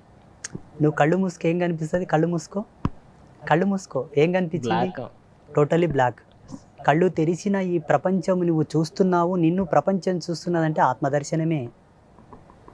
ఆత్మ ఒక ఫోకస్గా కనిపించాలి, ఒక షాడో లాగా కనిపించాలి, ఒక లైట్ లాగా కనిపించాలనుకుంటే దానికి ధ్యానం ఉండాలి. ధ్యాన బలం, మంత్రబలం. కొందరు మంత్ర సాధన బాగా చేసి ఉన్న వాళ్లకు ఆత్మలు కనిపిస్తాయి. కొందరికి జన్మతః వాళ్ళ యొక్క పుట్టిన గడియను బట్టి, ఆ ఎత్తిన జన్మను బట్టి కొందరికి సౌల్స్ కనిపిస్తుంటాయి, ఆత్మలు కనిపిస్తుంటాయి. కుక్కలకు, పిల్లులకు రోజు కనిపిస్తాయి. దౌర్భాగ్యం ఏంటంటే అవి మాట్లాడలేవు, అరుస్తుంటాయి ఊక పిచ్చి పిచ్చిగా. మనం అర్థం చేసుకోవాలి వాటి అరుపులని. నీకు ఆత్మను చూడాలనుందా? చూడాలనుందా? ఒక సాధన ఉంటుంది అమ్మవారి, శ్మశానకాలి సాధన. యోగ్యుడైన గురువుని ఆశ్రయించి ఆ సాధన తీసుకున్నామంటే 61 రోజులు చేస్తే నీతోనికి వచ్చి మాట్లాడతాయి.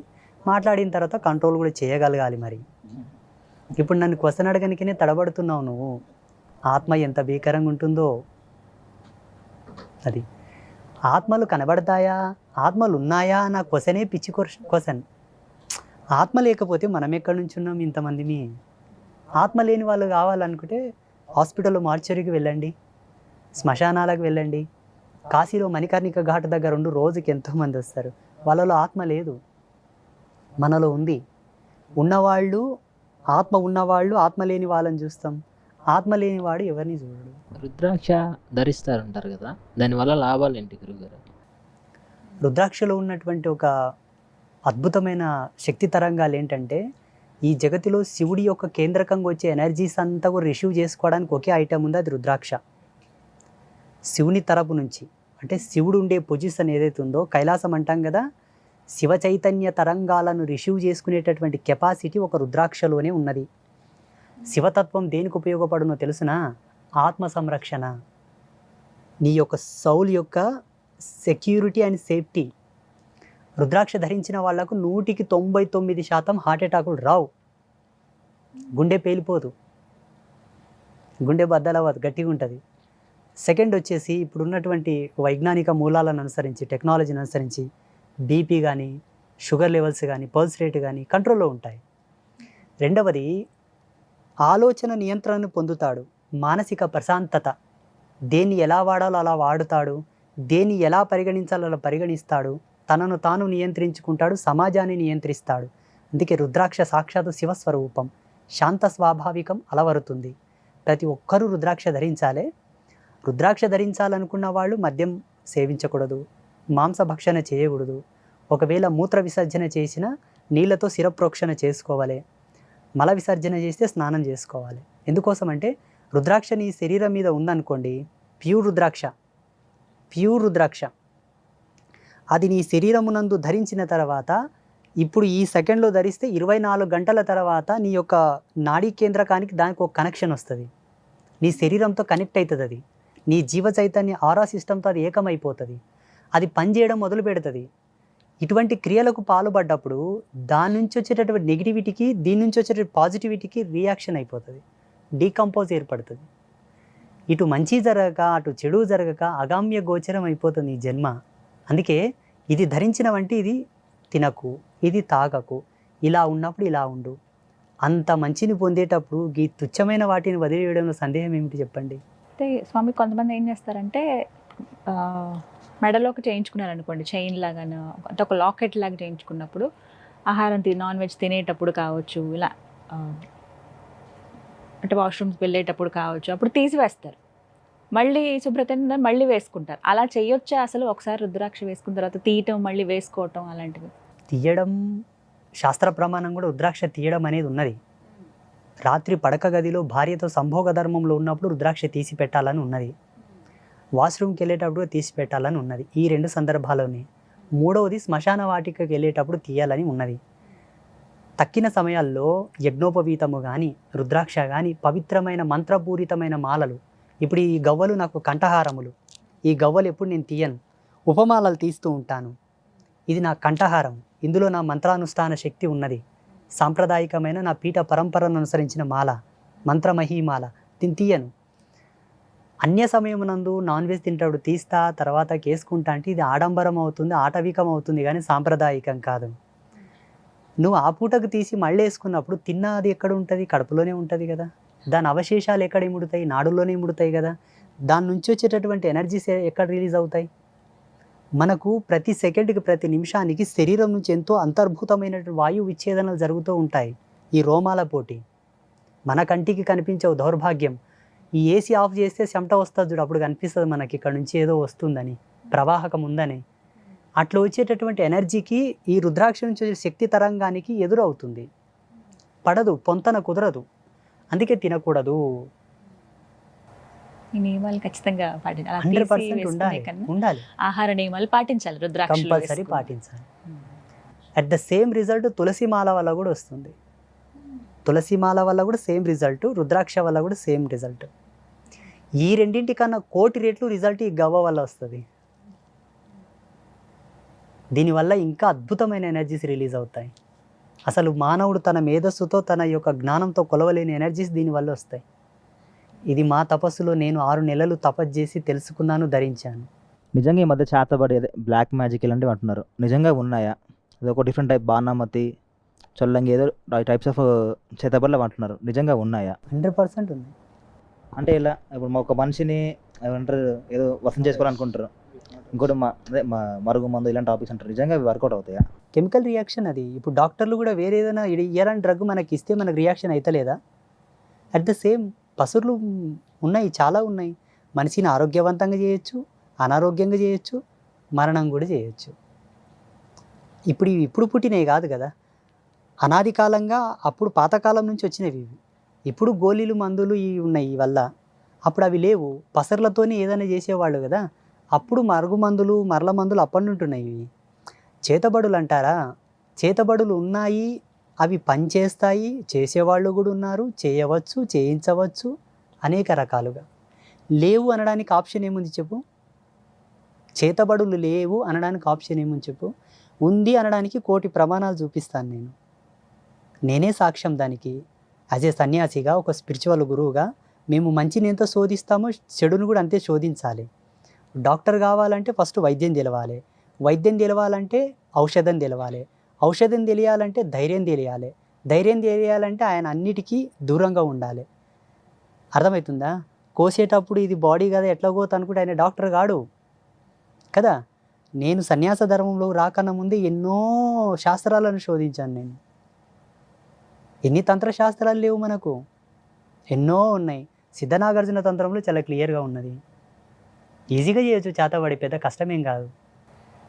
కానీ అది చెడు కదండి, ఇంకొకరు చెడు ఆశించడం అనేది ఎంత. ఇప్పుడు అమ్మ నేను ఒక మాట చెప్తాను, నీకు రుచిగా కావాలని చెప్పేసి 1 కేజీ చికెన్ తెచ్చుకుంటావు, దాన్ని కోసేవాడికి డబ్బు కావాలి. కోస్తున్న కోడి యొక్క ప్రాణం నీకు అర్థం కాదు, ఆయనకు అర్థం కాదు. ఆయనకు డబ్బు అవసరం, నీకు చికెన్ అవసరం. అది వ్యక్తిగతమైన స్వార్థం. ఈనాడు పుల్వామా దాడి చేసి అంతమంది సైనికులను చంపేశారు. వాళ్ళకేమొస్తుంది? వాళ్ళకి తెలియదా వాళ్ళ మనసులని? అయ్యో ఎట్లా చంపుదామని వాళ్ళకి తెలియదా? కానీ జరిగింది. ఇది వ్యక్తిగతమైన స్వార్థం, వాళ్ళ యొక్క దురాభిప్రాయం, వాళ్ళ యొక్క దురాలోచన. చేసేవాళ్ళు చేస్తుంటారు, చేయించేవాళ్ళు చేయింపజేస్తుంటారు. బలయ్యే వాళ్ళకి నేనేం చెప్తానంటే, చేతబడి క్రియలకు గురి అయ్యే వాళ్ళకి నేనేం చెప్తానంటే, ఏ ఇంట్లో అయితే రోజు ఉదయ సంధ్యలో దీపం వెలిగిస్తారో, ఏ ఇంట్లో అయితే రోజు సాయం సంధ్యలో దీపం పెడతారో, ఏ ఇంటి యజమాని వారానికి ఒక్కసారి అమ్మవారిని దర్శనం చేసుకుంటాడో ఆ ఇంటికి చేతబడి ఎక్కదు. సంకేతాలు ఏమైనా తెలుస్తాయండి?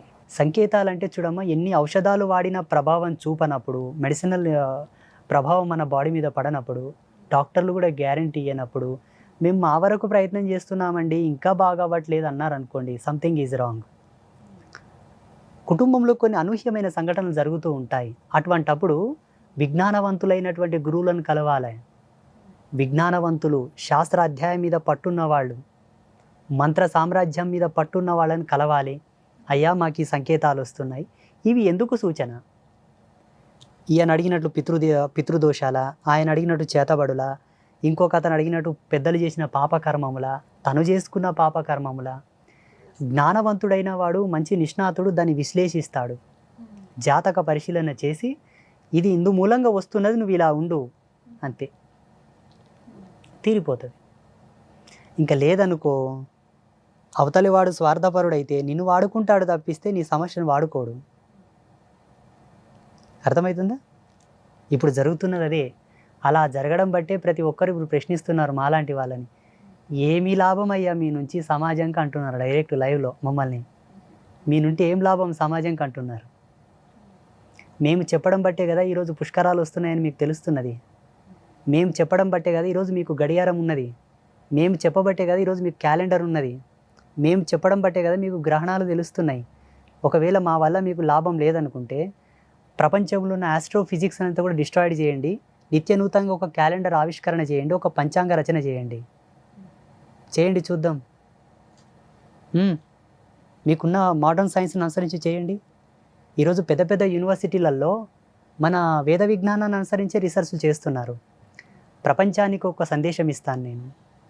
పాశ్చాత్యులు ఈ దేశం మీదకి రాకన్నా ముందు విదేశాలలో ఏ ఒక్క ఆవిష్కరణ జరిగిందా?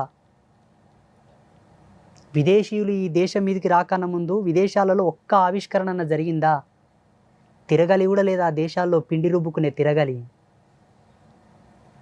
తిరగలి కూడా లేదా ఆ దేశాల్లో, తెలుసా? ఈ దేశం మీదకి వచ్చి ఇక్కడున్న కళాఖండములను, ఇక్కడున్న ధర్మశాస్త్రాలను, వేద విజ్ఞానాన్ని తీసుకెళ్ళిన తర్వాత వాళ్ళు రీసెర్చ్ చేసుకొని అన్ని ఆవిష్కరణలు చేశారు. ఇక్కడెందుకు కాలేదు గురూజీ అంటే, ఇక్కడ దౌర్భాగ్యాలు చాలా ఉన్నాయి. 500 సంవత్సరాలు సుదీర్ఘంగా ఏడ్చినటువంటి మాలాంటి తాపసుల యొక్క ఆవేదనకు నిదర్శనంగా అయోధ్యలో రామాలయం కట్టించిన పుణ్యాత్మను ఓడగొట్టారు ఇప్పుడు ఉన్నటువంటి వాళ్ళు, ఇక్కడ ఉన్నోళ్ళు. ఇటువంటి దౌర్భాగ్యులు ఉన్నంత వరకు ఇక్కడ ఏ ఆవిష్కరణలు జరగవు, ఉన్నవే కూలగొట్టేస్తారు. ఇంకా అర్థమవుతుందా? అది సాధువుల వల్ల ఈ దేశానికి ఏ లాభం లేకపోవచ్చు, ఒక లాభం ఉన్నది. మానవుని పరివర్తనలోకి తీసుకొచ్చేది మేమే. నేను సన్యాసిని అయిన తర్వాత ఎంతోమందిని వ్యసన విముక్తుల్ని చేశాను, ఎంతోమందిని ఆల్కహాల్ నుంచి దూరం తీసుకొచ్చాను, ఎంతోమందిని ధర్మం వైపు నడిపిస్తున్నాను, జ్ఞానం వైపు నడిపిస్తున్నాను. నడవని వాళ్ళ పరిస్థితి ఏంటి?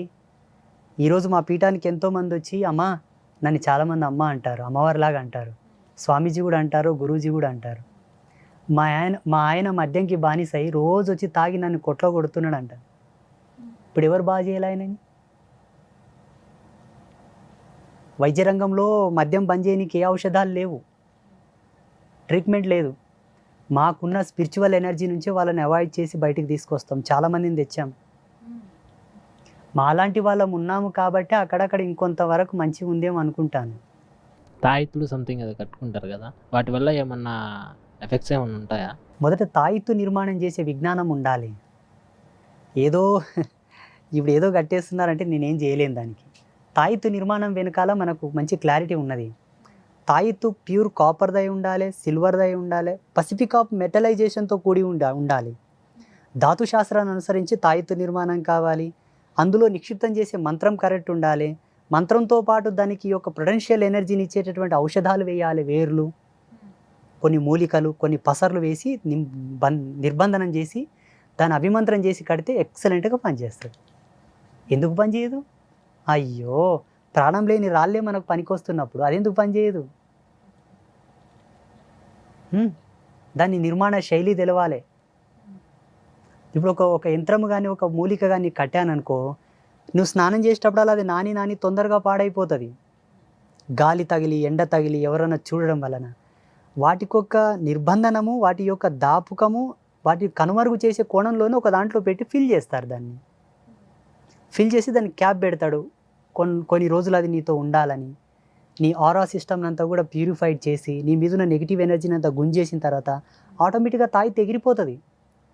నీకు తెలియకుండా నీడను ఉసిపడుతుంది. అది తాయిత్తు చాలా పరమం, చాలా పవిత్రం. దాంట్లో చాలా వైజ్ఞానికమైన మూలం ఉన్నది. ఇప్పుడు తాయిత్తు అంటేనే భయపడతారు. వామ్మో తాయిత్తులా. గురుగారు, ఇప్పుడు దెయ్యాలు భూతాలని సైకియాట్రిస్ట్ ఒకలాగా చూస్తారు, ఈ గురువులు మీలాంటి వారు ఇంకొక కోణంలో చూస్తారు. ఎందుకు అలాగా? సైకలాజికల్ సబ్జెక్ట్ అనేది ఏదంటే మానసిక శాస్త్రం, అది మైండ్ రీడింగ్. అది వాళ్ళు కేవలం ఒక పుస్తక పటిమతో వాళ్ళు అయి ఉంటారు. అతను ఒక పుస్తక పటిమతో ఒక అధ్యయనపూర్వకంగా ఆయన ఆ స్థితికి వచ్చి ఉంటాడు. మేము పుస్తక పటిమ చేస్తాం, సాధన చేస్తాం, ధ్యానం చేస్తాం. మేము నేచర్తో కనెక్టివిటీ తీసుకుంటాం. ఫస్ట్ ప్రకృతికి అనుసంధానంగా మా జీవన విధానాలను మార్చుకుంటాం, దానికి అనుగుణంగా బ్రతుకుతాం. అప్పుడు పంచభూతాలు మాలో ఉంటాయి, మేము పంచభూతాల్లో ఉంటాము. పంచభూతాత్మకమైనదే దయ్యాలు, భూతాలు, ప్రేతాలు అన్నీ కూడా, మనము కూడా, జీవరాశులన్నీ కూడా. అన్నప్పుడు మా పట్టు ఎక్కువ ఉంటుందా, వాళ్ళ పట్టు ఎక్కువ ఉంటుందా? ఎంతోమంది వస్తారు మన పీఠానికి, మానసిక పరివర్తనం సరిగా లేని వాళ్ళు చాలామంది వస్తారు మనతోనికి. మేము ఆల్రెడీ సైకలాజికల్ ట్రీట్మెంట్ కూడా చేయించామండి, మేము డాక్టర్లను సంపాదించామండి అని రిపోర్ట్లో సహా వస్తారు మాతోనికి. అంటే ఒక సాధువు యొక్క హీలింగ్ పవర్ ఎలా ఉంటుందంటే ఎన్నో అద్భుతాలను తీసుకొస్తుంది. ఆయన టచ్ అనేది ఎలా ఉంటుందంటే ఆయన హీలింగ్ పవర్ చాలా అద్భుతంగా ఉంటుంది, ఎన్నో అద్భుతాలు జరుగుతాయి. కానీ ఆయన కరెక్ట్ సాధువు అయితే, ఆయన పరిపూర్ణమైన నిష్ణాతుడైతే, ఆడంబరమైన సాధువు అయితే, ఇప్పుడు ఆయన సాధువు ముడితే ఏం కాలేదు కదంటే నేనేం చేయలేను దానికి. బోర్డులో కరెంట్ ఉందంటే ఏలు పెడితే షాక్ కొడుతుంది, లేకపోతే ఆ స్పిరిచువల్ పవర్ ఉండాలి ఆయన లోపల, ఆ ధ్యాన శక్తి ఉండాలి, ఆ యోగ శక్తి ఉండాలి, ఆ మంత్రశక్తి ఉండాలి, ఆ తపస్సు ఉంటే అద్భుతాలు జరుగుతాయి. గురుగారు, ఒక చిన్న సందేహం అండి. మీ చేతి వేళ్ళు గమనించాను, ఉంగరాలు అంటే వెండి అలాగే కాపర్ తోటే ఉన్నాయి, బంగారం ఎక్కడ ధరించలేదు మీరు, కానీ అవి కూడా చాలా ప్రత్యేకంగా కనపడుతున్నాయి, బొట్టన వేలికి పెట్టుకున్నారు. ఏమిటండి విశేషం? అంటే మేము కొన్ని తాంత్రికమైన ప్రక్రియలు చేస్తూ ఉంటాం. తాంత్రికంలో జపం చేయడానికి ఒక అనుష్ఠాన పద్ధతి ఉన్నది. చూపుడు వేలి మీద జపం చేస్తే ఒక రిజల్ట్, మధ్య వేలి మీద, అనామిక వేలి మీద, చిటికన వేలి మీద. ఈ చిటికన వేలుకున్నటువంటి ఈ ఉంగరము ఒక విధమైన మంత్ర దిగ్బంధనం అయి ఉన్నది. మన కెండిలో ఉండేటటువంటి, సిల్వర్లో ఉండేటటువంటి సహజ శక్తి, ఎండిలో ఉండేటటువంటి ధాతు పుష్టి వేరే మెటల్స్లో లేదు. ఎండి వలన మన శరీరానికి ఎన్నో ప్రయోజనాలు ఉన్నాయి. పురుషులకైతే చాలా, మహిళలకు వాళ్ళకు వచ్చేటటువంటి గుప్త రోగాలు ఏవి కూడా రావు వెండి పే మీద ఉంటే. అంటే సర్వసామాన్యంగా వీటి ధరించడం వలన ఎన్నో నెగిటివిటీస్ పోతూ ఉంటాయి.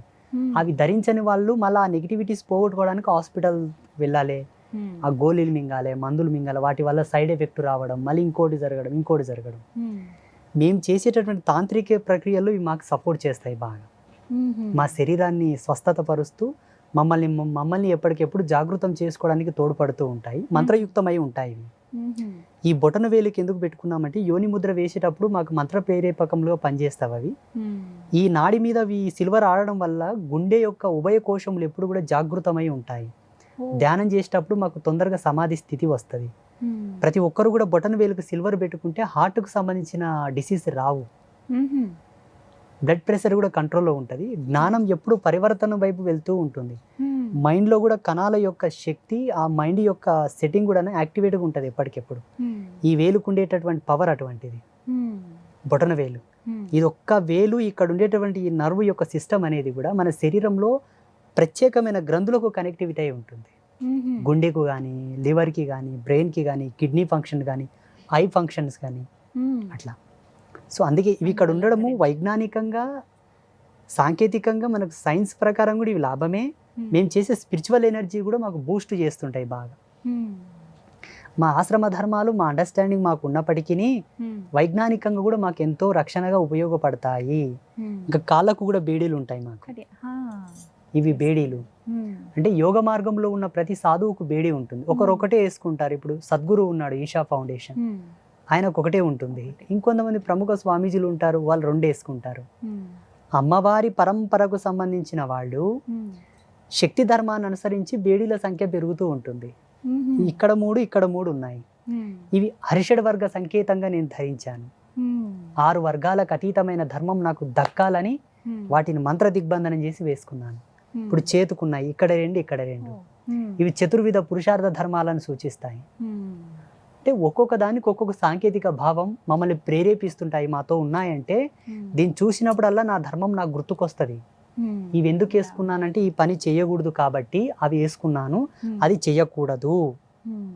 ఇక్కడ సిల్వర్ ఆడడం వల్ల కూడా మనకి ఎన్నో లాభాలు ఉన్నాయి.